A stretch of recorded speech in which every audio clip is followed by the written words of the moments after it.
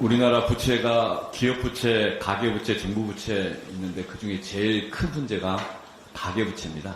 그래서 다시 한번 가계부채에 대한 뒷북대응을 하고 있는 금융기관에 대해서 문제제기를 합니다.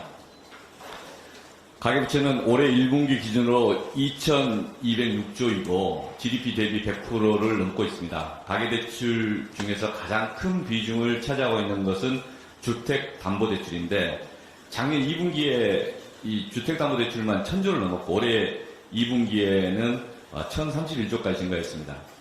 전 세계적으로 고금리 환경에서 대다수 국가들이 가계부채를 줄이고 있지만 우리나라 상황은 여전합니다. 가계부채는 우리 경제에 이미 시한폭탄과 같은 부담입니다. 가계부채의 총량도 문제이지만 가계부채의 3분의 2 이상이 변동금리이므로 급격한 금리 인상으로 인한 부담은 금융기관이 아닌 가계로 전가되고 있습니다. 특히 취약자들 등 서민들에 대한 부담이 매우 커졌습니다. 한국은행의 추정에 따르면 올해 1분기 기준 DSR 70% 이상 차주는 299만 명, 100% 이상 차주 수는 175만 명이라고 합니다.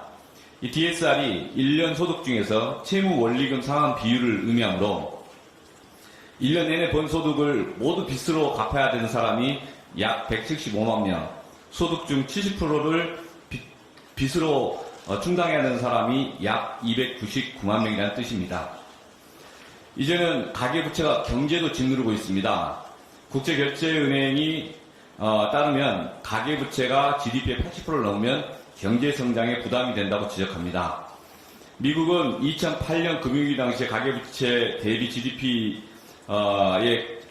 가계부채가 GDP 대비 약 96%였는데 10년 동안 가계부채 총량 관리를 하여 약 75% 수준으로 바뀌었습니다.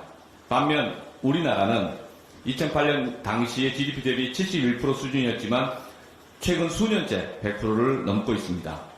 더군다나 21년 하반기부터 최근까지 기준금리가 3% 인상되었습니다.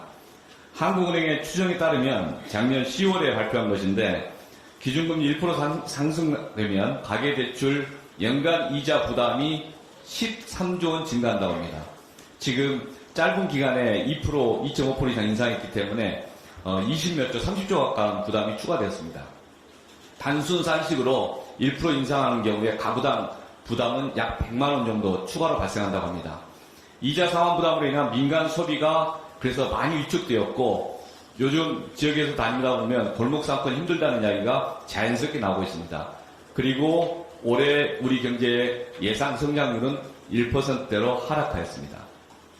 금융당국은 오랫동안 가계부채 총량 관리나 개별 관리에 적극적이지 않았고 변명을 일관하였습니다.